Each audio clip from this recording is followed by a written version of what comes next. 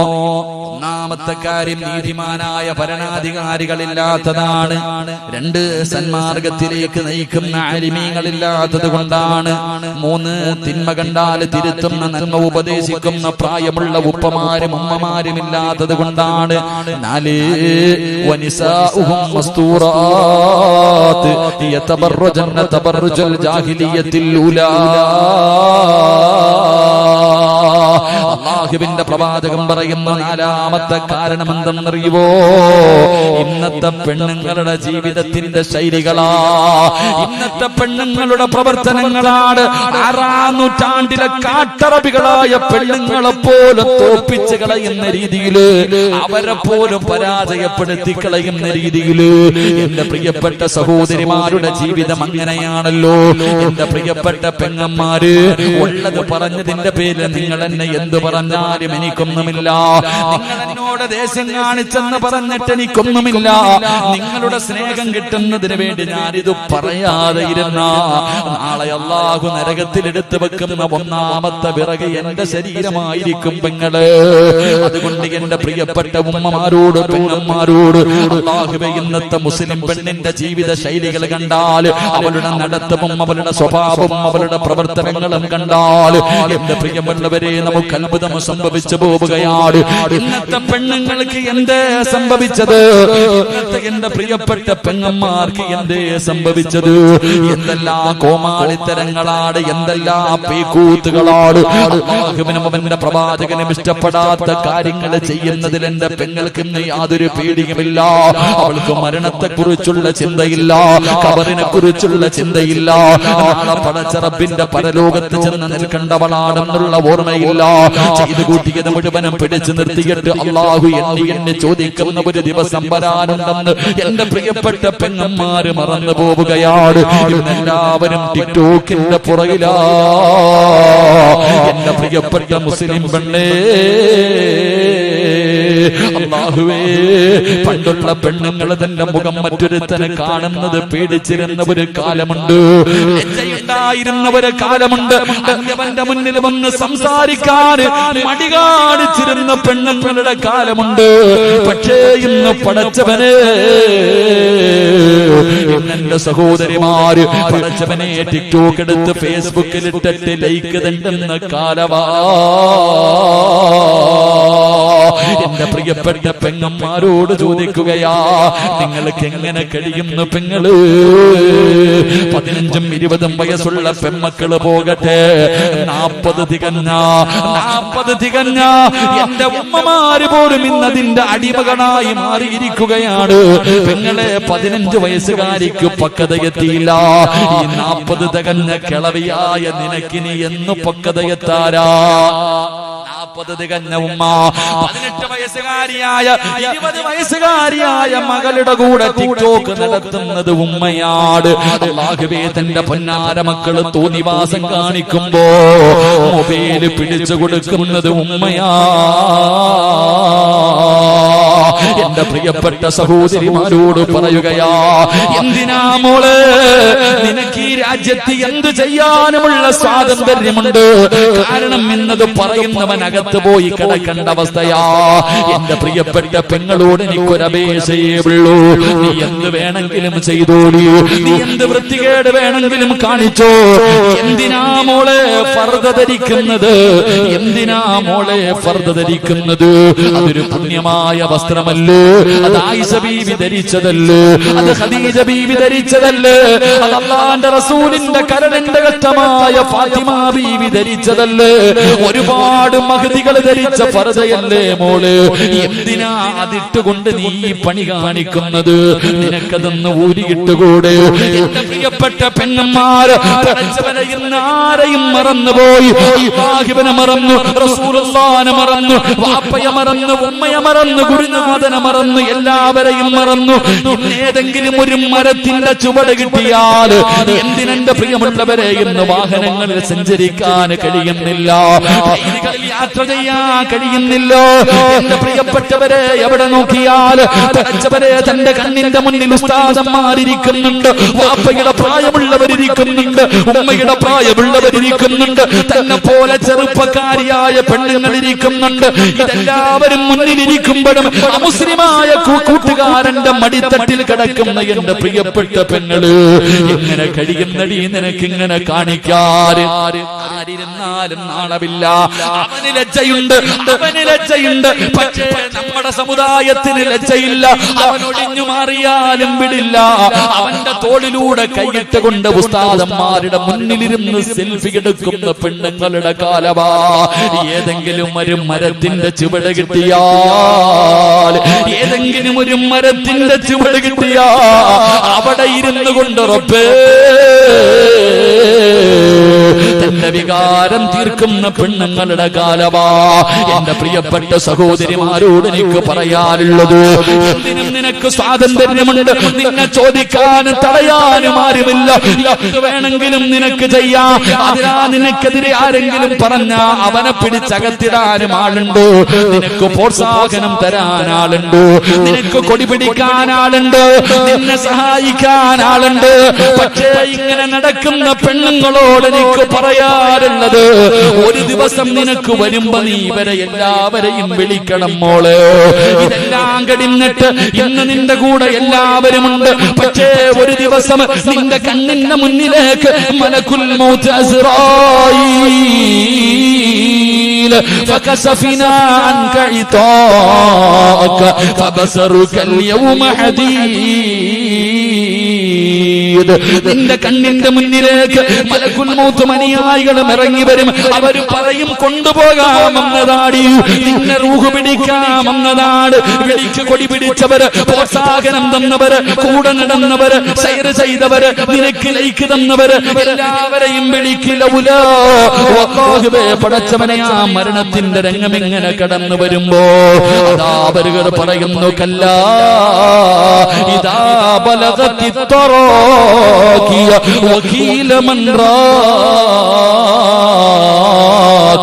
വظن أنه الفراق والتفت الساق بالساق إلى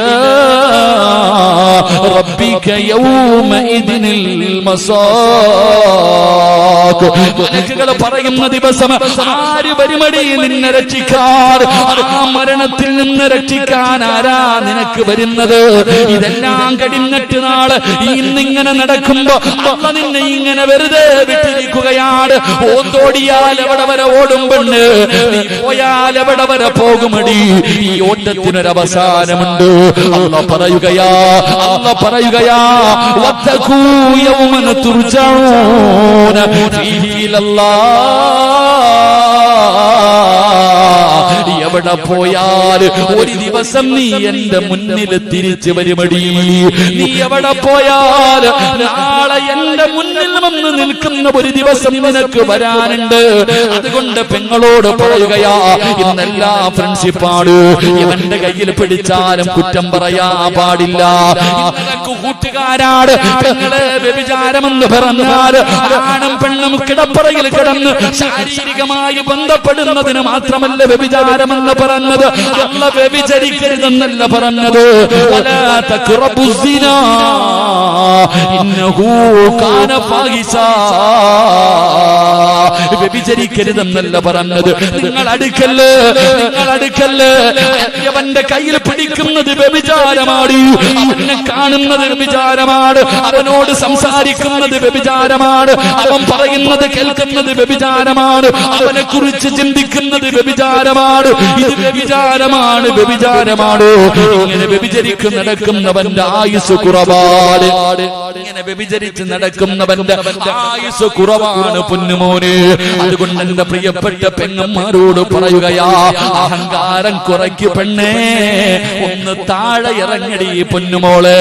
50 വയസ്സുള്ള നിന്റെ ഉമ്മ ചെയ്യാത്ത പാപം ഈ 18 വയസ്സിന് നീ ചെയ്തില്ലേ പൊന്നുമോള്? 20 വയസ്സുള്ള 25 വയസ്സുള്ള പെങ്ങളോട് ഞാൻ ചോദിക്കുകയാ, നിന്റെ ഉമ്മയുടെ ഉമ്മ 60 വയസ്സ് 70 വയസ്സ് വരെ ജീവിച്ചവരാ. നിന്റെ അടുക്കൽ എത്രയോ പ്രായം ചെന്ന ഉമ്മ ഇരിപ്പുണ്ട്.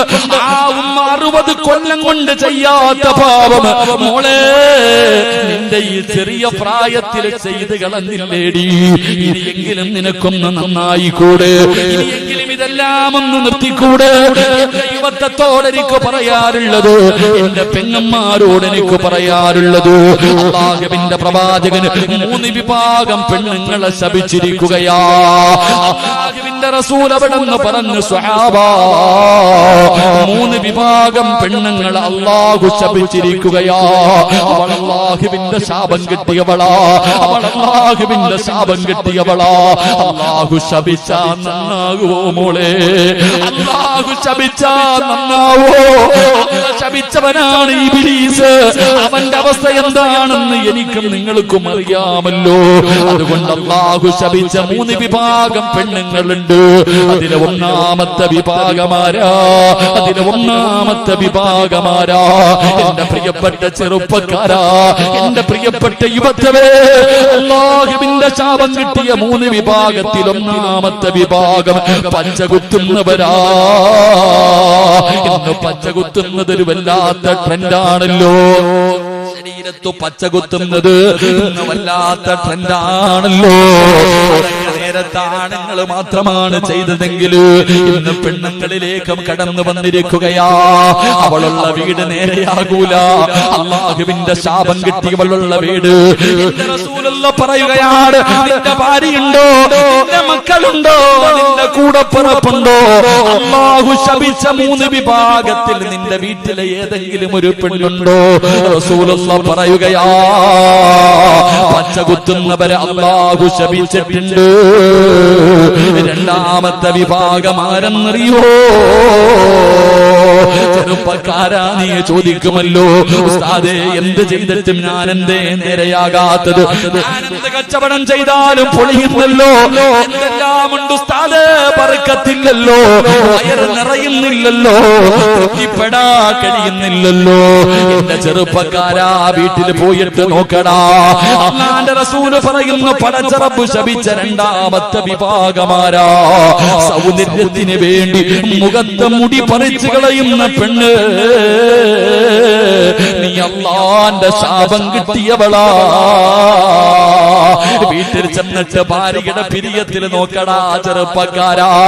നിന്റെ ഉമ്മയുടെ വയറ്റിൽ കിടന്ന തെറ്റ് കണ്ടാ തിരുത്തേണ്ടവനാണ് നീ. നിന്റെ പെങ്ങളുടെ നെറ്റിയിൽ അവളുടെ മുഖത്തേക്ക് നോക്ക്, നിന്റെ സഹോദരിയുടെ മുഖത്ത് നോക്ക്, നിന്റെ ഭാര്യയുടെ മുഖത്ത് നോക്ക്, നിന്റെ പെമ്മക്കളുടെ മുഖത്ത് നോക്ക്. ഇന്ന് പെണ്ണുങ്ങളല്ല സൗന്ദര്യവർദ്ധനവിന് വേണ്ടി പടച്ചവനെ അവരുടെ ശരീരത്തിലെ മുടി പിടിത് കളയുകയാണ്. ഇന്നെല്ലാം മോഡലാ, പുടുത്ത നാറുപടി പൊന്നുമോള്, മണ്ണ് തിന്നണ്ട ശരീരവാ. എത്രയൊക്കെ സൗന്ദര്യമുള്ളവളാണെങ്കിലും 3ന്റെ അന്ന് കബറങ്ങാടം പൊളിച്ചാ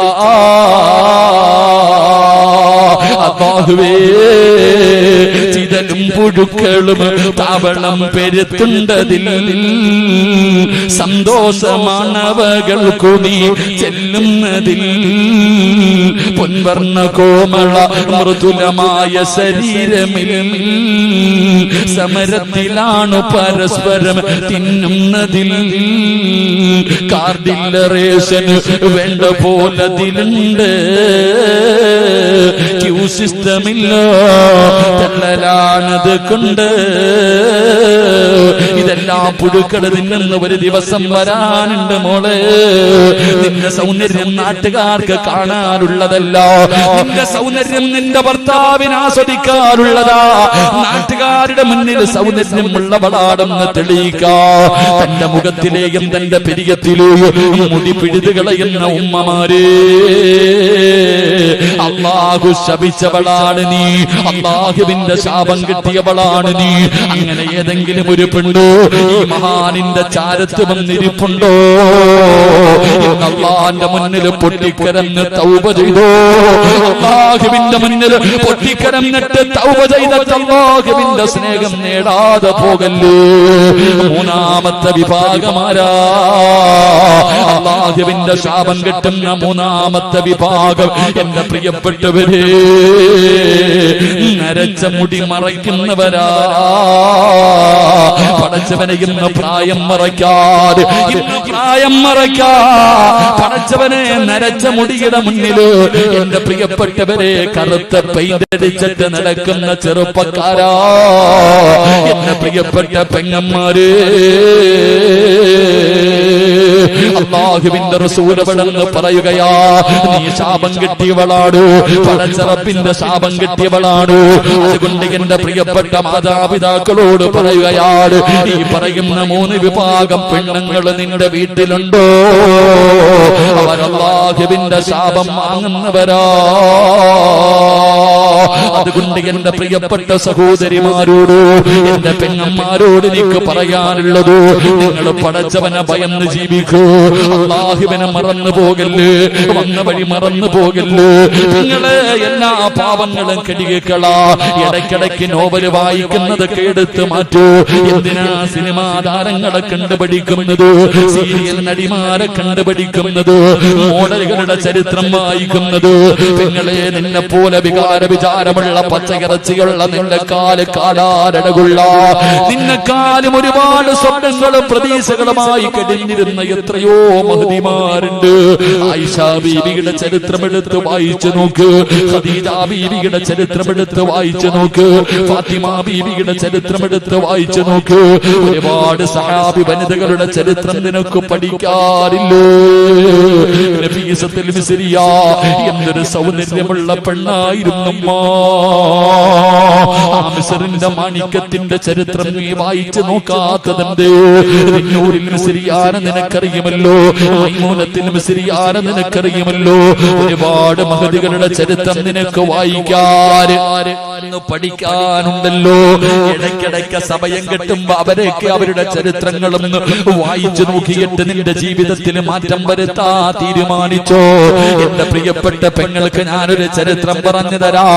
മഹാനായ നബി മുഹമ്മദ് മുസ്തഫ സല്ലല്ലാഹു അലൈഹി വസല്ലമ തങ്ങള്, എന്റെ പ്രിയപ്പെട്ട പെങ്ങള്, സ്വന്തം നിലനിൽപ്പിന് വേണ്ടി പടച്ച റബ്ബിന്റെ ദീൻ മറന്നു പോകുന്ന ഏത് വൃത്തികേടുകൾക്കും കൂട്ടുനിൽക്കാൻ തയ്യാറാകുന്ന യുവത്വേ, അല്ലാഹുവിന്റെ പ്രവാചകൻ അവിടെന്ന് പറയുകയാണ്, ദഖൽതുൽ ജന്ന വസമിഅത് ഖശബതൻ. അല്ലാഹുവിന്റെ പ്രവാചകൻ സ്വർഗ്ഗത്തിലൂടെ നടന്നു പോകുമ്പോ അതാ മുത്തുനബിയുടെ മുന്നിലൂടെ സ്വർഗ്ഗത്തിൽ ഒരു പെണ്ണിങ്ങനെ നടന്നു പോവുകയാ. അല്ലാഹുവിന്റെ പ്രവാചകന്റെ മുന്നിലൂടെ സ്വർഗ്ഗത്തിൽ ഒരു പെണ്ണിങ്ങനെ നടന്നു പോവുകയാണ്. ആരാണെന്നറിയുന്നില്ല.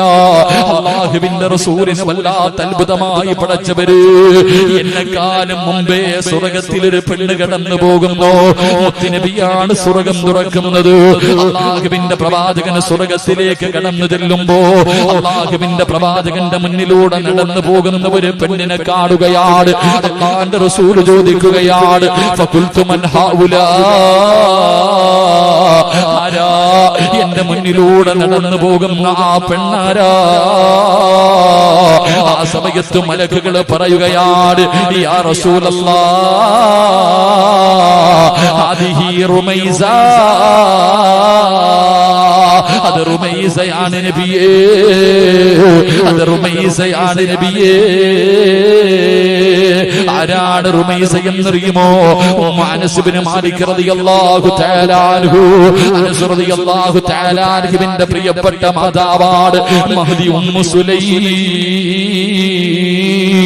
ഉമ്മു സുലൈം റളിയല്ലാഹു തആല അൻഹ, എന്റെ പ്രിയപ്പെട്ട പെങ്ങന്മാർക്ക് ആ സഹാബി വനിതയുടെ ചരിത്രം അറിയുമോ? അനസ് റളിയല്ലാഹു തആല അൻഹുവിന്റെ ഉമ്മയാണ്. അല്ലാഹുവേ, മഹദിയുടെ ചരിത്രം എടുത്ത് വായിച്ചു നോക്ക് പെങ്ങള്. അല്ലാഹുവിന്റെ ദീനിന് വേണ്ടി സ്വർഗം കിട്ടാൻ എന്തൊക്കെ ത്യാഗം സഹിച്ചവനെന്നറിയുമോ? പരിശുദ്ധ ദീനിനെ കുറിച്ച് കേൾക്കുകയാണ്, മുത്തുനബിയെ കുറിച്ച് കേൾക്കുകയാണ്. ഉമ്മു സുലൈം റളിയല്ലാഹു തആല മുസ്ലിമാവുകയാ. അല്ലാഹുവിന്റെ ദീനിലേക്ക് ഷഹാദത്ത് കലിമ പറഞ്ഞിട്ട് കടന്നു വരികയാണ്. മുസ്ലിമായിട്ട് ഉമ്മു സുലൈം എന്ന പെണ്ണ് തന്റെ പൊന്നാര അരസെന്ന് പറയുന്ന പിഞ്ചു മകന്റെ കയ്യിൽ പിടിച്ചുകൊണ്ട് വീട്ടിലേക്ക് കടന്നു ചെല്ലുമ്പോ മാലിക് എന്ന ഭർത്താവ് പറയുന്ന ഉമ്മു സുലൈം, എനിക്ക് നിനക്ക് എന്നെ വേണോ, പുതിയ മതം വേണോ? നിനക്ക് ഇസ്ലാം മതമാണോ വേണ്ടത്, എന്നെയാണോ നിനക്ക് വേണ്ടത്? ഭർത്താവ് തന്റെ ഭാര്യയോട് ചോദിക്കുമ്പോ കുഞ്ഞിനെ കയ്യിൽ പിടിച്ചിട്ട് ഉമ്മു സുലൈം പറയുന്നു, മാലിക്കേ, എനിക്ക് നിങ്ങളെക്കാളും വലുത് അല്ലാഹുവിന്റെ ദീനാ. എനിക്ക് പടച്ച റബ്ബിനെയാ വേണ്ടത്, എനിക്ക് മുത്തുനബിയാണ് വേണ്ടത്. ഉമ്മു സുലൈം, മതം കളഞ്ഞില്ലെങ്കിൽ ഞാൻ എന്നെ ഉപേക്ഷിക്കും. ഉമ്മു സുലൈം, ഭർത്താവ് പറയുകയാ, നിന്നെ ഞാൻ ഉപേക്ഷിക്കും, ഈ പിഞ്ചു മകനെയും കൊണ്ട് നീ ഒറ്റയ്ക്ക് ജീവിക്കേണ്ടി വരും. ഉമ്മു സുലൈം റളിയല്ലാഹു തആല പറഞ്ഞു, അല്ലാഹുവിന്റെ ദീൻ വലിച്ചെറിയാൻ എനിക്ക് പറ്റൂല. എനിക്ക് അല്ലാഹുവിനെ വേണം, എനിക്ക് മുത്തുനബിയെ വേണം, എനിക്ക് എന്റെ ദീൻ വേണം. അതുപോലെ നിങ്ങളെയും എനിക്ക് വേണം. നിങ്ങളെ ഉപേക്ഷിക്കാൻ എനിക്ക് കഴിയില്ല.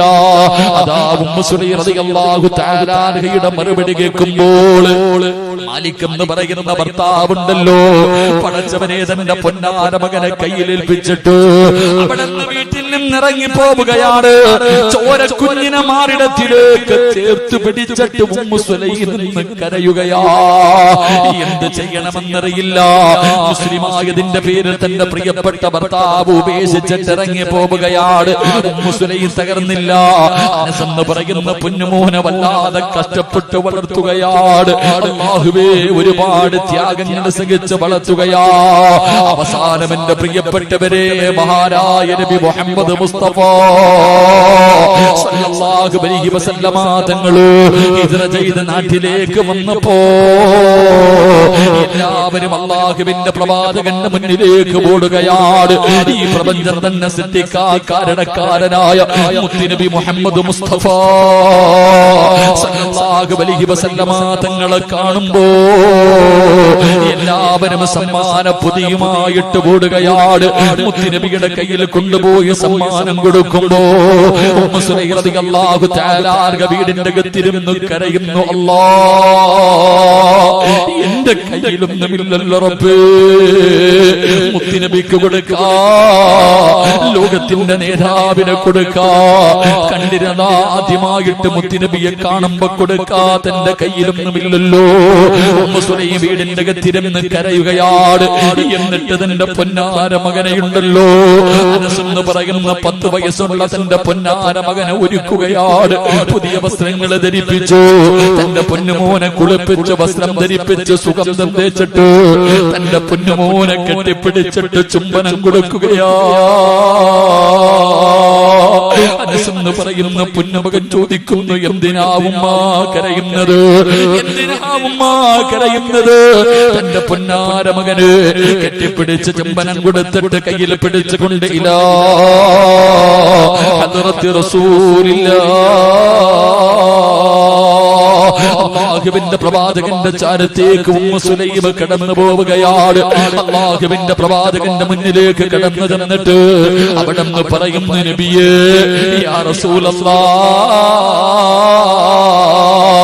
അല്ലാഹുവിന്റെ റസൂലേ, എല്ലാവരും അങ്ങേക്ക് സമ്മാനം കൊണ്ടുവന്ന് തരുന്നുണ്ട്, വിലപിടിപ്പുള്ള സമ്മാനങ്ങള് എല്ലാവരും അങ്ങയുടെ കയ്യിൽ കൊണ്ടുവന്ന് തരുന്നുണ്ട്. എന്റെ കയ്യിൽ തരാനൊന്നുമില്ല നബിയേ, ഞാൻ പാവപ്പെട്ടവളാ, എന്റെ കയ്യിൽ തരാനൊന്നുമില്ല നബിയേ. എനിക്ക് ലോകത്തിലെ ഏറ്റവും ഇഷ്ടം അല്ലാഹുവും അവന്റെ പ്രവാചകനും കഴിഞ്ഞാൽ എനിക്കിന്ന് ലോകത്തിൽ ഏറ്റവും ഇഷ്ടപ്പെട്ടത് എന്റെ പൊന്നുമകൻ അനസിനെയാണ് നബിയേ. എനിക്ക് ഏറ്റവും ഇഷ്ടപ്പെട്ടത് എന്റെ 10 വയസ്സുള്ള പൊന്നുമോനെയാ. അങ്ങയുടെ കയ്യിൽ തരാൻ എന്റെ കയ്യിലൊന്നുമില്ല. 10 വയസ്സുകാരനായ അനസ് എന്ന് പറയുന്ന പൊന്നുമോന് മുത്തുനബിയുടെ കയ്യിൽ കൊടുത്തിട്ട് പറയുന്നു, യാ റസൂലല്ലാഹ്, ഇവനെ എടുത്തോ നബിയേ, എന്റെ പൊന്നുമോനെ എടുത്തോ നബിയേ, അങ്ങയുടെ ചെരുപ്പെടുത്ത് തരാൻ, അങ്ങക്ക് വെള്ളമെടുത്ത് തരാൻ, അങ്ങക്കൊരു സാധ്യമായിട്ട് എന്റെ പൊന്നുമകനെ എടുത്തോ നബിയേ. അനസ് എന്ന് പറയുന്ന 10 വയസ്സുള്ള 9.5 മാസക്കാലം ഗർഭം ചുമന്ന് മരണവേദനയുടെ വേദനയും പ്രസവിച്ച തന്റെ പൊന്നാന 10 വയസ്സുള്ള മകന് അല്ലാഹുവിന്റെ റസൂലിന്റെ കയ്യിലേക്ക് വെച്ച് കൊടുത്തിട്ട് ഈ ഉമ്മ പറഞ്ഞതെന്തെന്നറിയുവോ മോനെ അനസ്, നാളെ അല്ലാഹുവിന്റെ പരലോകത്ത് വെച്ച് കാണുമ്പോ ഈ ഉമ്മാനെ നീ കയ്യിൽ പിടിച്ച് സ്വർഗത്തിൽ കൊണ്ടുപോകണേ അനസ്, എന്നെ നീ സ്വർഗത്തിൽ കൊണ്ടുപോകണേ അനസ്. അല്ലാഹുവിന്റെ റസൂലിന്റെ കയ്യിലേക്ക് തന്റെ പൊന്നുമകന്റെ കൈ പിടിച്ച് കൊടുത്തെന്ന് ചരിത്രം പറയുമ്പോ അല്ലാഹു ഇഷ്ടപ്പെട്ട ഒരു മഹാനിന്റെ ചാരത്ത് കടന്നു വന്ന എന്റെ പ്രിയപ്പെട്ട ഉമ്മ പെങ്ങന്മാരോട് ചോദിക്കുകയാ, ആ ഉമ്മ സുലൈം കിടക്കുന്ന സ്വർഗമുണ്ടല്ലോ, ആ സ്വർഗത്തിൽ കിടക്കുന്നത് പോയിട്ട്, ആ സ്വർഗം ചോദിക്കുന്നത് പോയിട്ട്, ആ സ്വർഗമെന്ന് കാണുന്നത് പോയിട്ട്, ആ സ്വർഗത്തിന്റെ പരിമളം 500 വർഷത്തെ വടിദൂരം വരെ അടിച്ച് വീശുമ്പണ്ട്. അന്ന് ശ്വസിക്കാ, അതൊന്ന് ശ്വസിക്കാ നമുക്ക് അർഹതയുണ്ടോ പെങ്ങള്? അതുകൊണ്ട് എന്റെ പെങ്ങളോട് പറയുകയാ, അഹങ്കാരമൊക്കെ മാറ്റുമോളെ, എപ്പോഴെവിടെ വെച്ചാണ് മരണം വരുന്നതെന്നറിയില്ല. അതുകൊണ്ട് എന്റെ പ്രിയപ്പെട്ടവരോട് എനിക്ക് പറയാറുള്ളത് ഞാൻ നിർത്തുകയാണ്. ഇന്നലെ കണ്ടവനെ എന്ന് കാണാത്ത ദുനിയാവാ. നമുക്കൊക്കെ ഒരു ചിന്തയുണ്ട്, നമുക്കൊന്നും രോഗമില്ലല്ലോ, ക്യാൻസർ ഇല്ലല്ലോ, ട്യൂമർ ഇല്ലല്ലോ, കിഡ്നി തകർന്നിട്ടില്ലല്ലോ, എനിക്ക് പ്രായമായില്ലല്ലോ, ഞാനിപ്പോഴെങ്ങും മരിക്കൂല, ഇനിയും ഒരുപാട് കാലം ജീവിക്കുമെന്ന ഒരു ധാരണ നമുക്കുണ്ട് മുസ്ലിമേ. എങ്കിലാരാ പറഞ്ഞത്, എങ്കിലാരാ പറഞ്ഞത്, തുഅമ്മീലു ഫിദ്ദുനിയാ തവീലൻ വലാ തദ്രീ إلى جنة ليل هل تحيسوا إلى الفجر وكم من صحيح مات من غير علة وكم من مريض عاش دهرا لا تهري. കവി എവിടെന്ന് ചോദിക്കുകയാണ്, കവി എവിടെന്ന് ചോദിക്കുകയാ. നമ്മുടെ ചില പ്രവർത്തനങ്ങളും നടത്തവും നമ്മുടെ ജീവിതവും കണ്ട ഒരിക്കലും മരിക്കാത്തവനെ പോലെ ഇങ്ങനെ നടക്കുന്നവരോട് കവി ചോദിക്കുകയാ, ഇലാ ജന്ന ലൈലുൻ ഹൽ തഈസു ഇലൽ ഫജ്രി. രാവിലെ സലാം പറഞ്ഞിട്ട് ജോലിക്ക് പോയ നിന്റെ വാപ്പ എവിടെ പോയടാ? രാവിലെ ജോലിക്ക് പോകുവാണെന്ന് പറഞ്ഞ് കെട്ടിപ്പിടിച്ച് ചുംബനം തന്നിട്ട് ജോലിക്ക് പോയ നിന്റെ വാപ്പ എവിടെ പോയി? രാവിലെ പാതിരാത്രി ഭക്ഷണം കഴിച്ച് ഉമ്മയുടെ കൂടെ കിടപ്പറയിലേക്ക് കടന്ന നിന്റെ വാപ്പ എവിടെ? നിന്റെ ഉമ്മ എവിടെ? രാവിലെ പോയവർ വൈകുന്നേരം തികച്ചില്ല, വൈകുന്നേരത്തെ കടന്നവര് രാവിലെ എഴുന്നേറ്റില്ല. കണ്ടില്ലേടാ കൊണ്ടുപോയത്? മൂക്കിന്റെ ദ്വാരം പഞ്ഞി കൊണ്ടടയ്ക്കുന്നേ, കാണേണ്ടവർ കണ്ടോ ഇതാ പൊതിയുന്നേ. മയ്യത്തുകട്ടിൽ തോളിലേക്കുയരുന്നേ, പുരയ്ക്കുള്ളിലപ്പോൾ രോദനം ഉയരുന്നേ.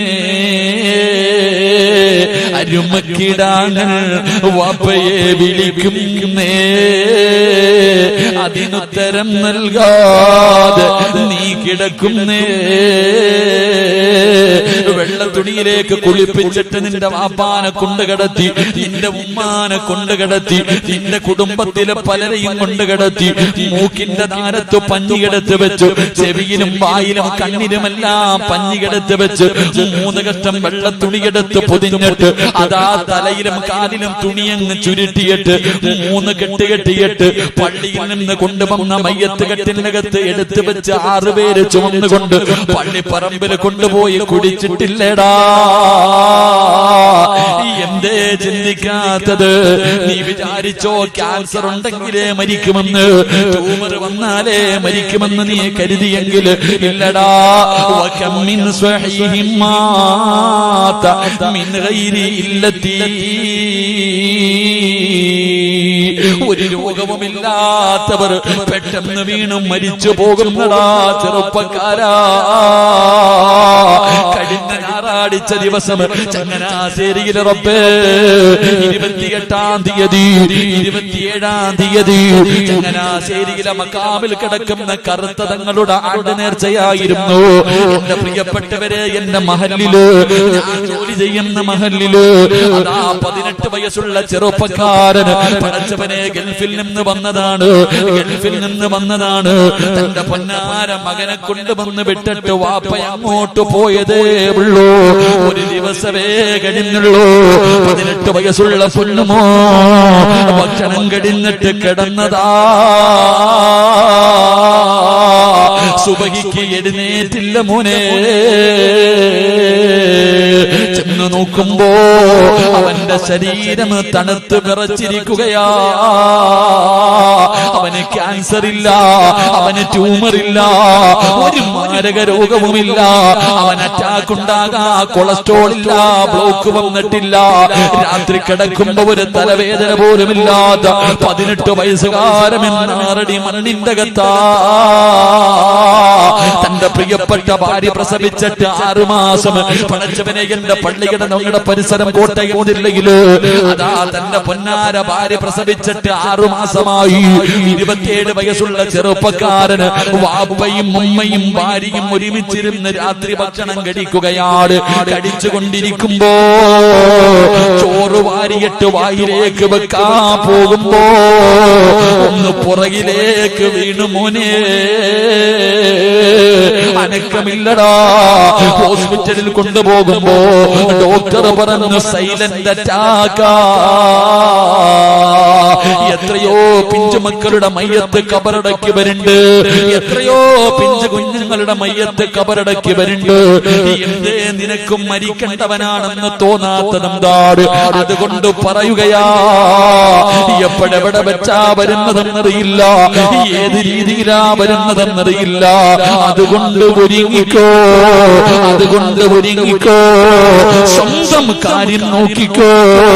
ഇദാ ജാ നസ്റുല്ലാഹി വൽ ഫത്ഹ് വറഅയ്ത الناس يدخلون في دين الله أفواجا فسبح بحمد ربك واستغفره إنه كان توابا. ഇത് മുത്തുനബിയുടെ മരണമെടുത്തു എന്ന് അല്ലാഹുവിന്റെ റസൂലിന്റെ മുന്നിൽ ജിബ്രീൽ വന്നറിയിച്ച ഒന്നാമത്തെ അടയാളമാ. അതുകൊണ്ട് എനിക്കും നിങ്ങളോട്, എന്റെ നഫ്സിനോടും നിങ്ങളോടും എനിക്ക് പറയാറുള്ളത്, സമയമായി, ഈ ലോകം തകരാ സമയമായി. അതിന്റെ അഹങ്കാരമാ കാണുന്നത്. അല്ലാഹുവേ, അതിന്റെ മുമ്പുള്ള പ്രവർത്തനങ്ങളാ കണ്ടുകൊണ്ടിരിക്കുന്നത്. ഇതെല്ലാം ഇടിഞ്ഞു വീഴാറായി. വേണമെങ്കിൽ ഒരുങ്ങിക്കോ, വേണമെങ്കിൽ നന്നായിക്കോ, വേണമെങ്കിൽ പടച്ചറപ്പിന്റെ സ്നേഹം പിടിച്ചു പറ്റിക്കോ, എന്നിട്ട് രക്ഷപ്പെടാൻ നോക്കിക്കോ. അതുകൊണ്ട് ഫസബ്ബിഹു ബിഹംദി റബ്ബിക, അല്ലാഹുവിലേക്കടുത്തോ, അല്ലാഹുവിലേക്കടുത്തോ. പടച്ചറപ്പിന്റെ സ്നേഹം വാങ്ങി വെച്ചോ. ഇസ്തിഗ്ഫാറുകൾ അധികമായിട്ട് പറഞ്ഞോ. മരണത്തിന് വേണ്ടി ഒരുങ്ങിക്കോ. അതുകൊണ്ട് എന്റെ പ്രിയപ്പെട്ട പെങ്ങള്, ഭൂമിയിൽ ദുരന്തമുണ്ടാകാറുള്ള 4ാമത്തെ കാരണം എന്തെന്നറിയോ? എന്റെ പ്രിയപ്പെട്ട പെങ്ങന്മാരെ, എല്ലാ പെണ്ണുങ്ങളെയും ഞാൻ കുറ്റപ്പെടുത്തുന്നില്ല, ഞാൻ നിങ്ങളെ ആക്ഷേപിക്കുന്നില്ല. കാരണം നിങ്ങളുടെ കാലിന്റെ ചുവട്ടിലാ സ്വർഗം കിടക്കുന്നത്. ഉമ്മാന്റെ കാൽ ചുവട്ടിലല്ലേ സ്വർഗം കിടക്കുന്നത്. അതുകൊണ്ട് എന്റെ ഉമ്മ പെങ്ങന്മാരെ ഞാൻ അവഹേളിക്കുന്നില്ല, നിങ്ങളെ കുറ്റപ്പെടുത്തുന്നില്ല. പക്ഷേ ഞങ്ങളിലെ ചില പെണ്ണുങ്ങളുണ്ടല്ലോ, അവരാറാം നൂറ്റാണ്ടിൽ ജീവിച്ചിരുന്ന കാട്ടറബികളുടെ കാലത്ത് ജീവിച്ചിരുന്ന പെണ്ണുങ്ങളെക്കാലം തരതാഴ്ന്ന ജീവിതമാ. യാതായിരുണ്ട യുഗമെന്ന് വിളിക്കുന്ന ഡാർക്ക് ഏജിലെ പെണ്ണുങ്ങളെക്കാല് കഷ്ടവാ. ആ കാലമാണ് മോള് ദുരന്തങ്ങൾ വലിച്ചു വെക്കുന്നതെന്ന് ചരിത്രം പറയുമ്പോ എന്റെ പ്രിയപ്പെട്ടവരെ ഒരുങ്ങിക്കോ. അല്ലാഹുവേ, കരുണക്കടലായ അല്ലാഹ്, നിന്റെ അദാബുകളെ തൊട്ട്, നിന്റെ ദുരന്തങ്ങളെ തൊട്ട് നീ ഞങ്ങളെ കാക്കണേ അല്ലാഹ്, നീ ഞങ്ങളെ കാത്തിരക്ഷിക്കണേ അല്ലാഹ്. പടച്ചവന് ഞങ്ങളുടെ നാടുകള് പ്രകൃതി ദുരന്തങ്ങളെ തൊട്ട് നീ കാത്തിരക്ഷിക്കണേ റബ്ബേ. ഈ സദസ്സ് അതിനൊരു സബബാക്കണേ അല്ലാഹ്. എല്ലാവരെയും കാത്തിരക്ഷിക്കുമാറാകട്ടെ, നമ്മുടെ നാടുകളെയും അല്ലാഹു കാത്തിരക്ഷിക്കുമാറാകട്ടെ.